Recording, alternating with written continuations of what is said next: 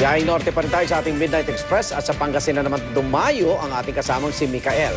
Ano ang kakanina ito na hinahanap-hanap ng mga turista roon?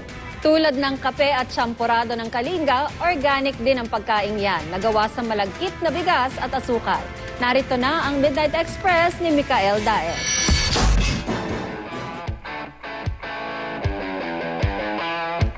Eto na, from Ilocos, pamuntang Kalinga, bumaba na naman kami, pero North Luzon pa rin to, Pangasinan. One of my favorites, ito ang Puto Calasiao. Thank you, sorry.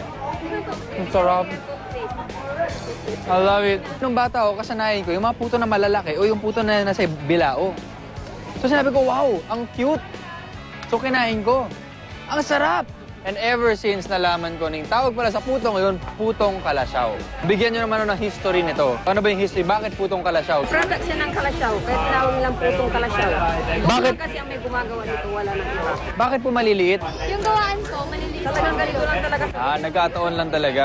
Tapos nasarapan yung mga tao kagaya ko at sumikat siya. White gold kung ilarawan ng Mapangasinense ang kanilang ipinagmamalaking Puto Calasiao dahil sa itsura nito at lasang talaga namang mapaparami ka ng kain. At di tulad ng ibang puto, malagkit na bigas at asukal lang daw ang tanging sangkap ng putong ito.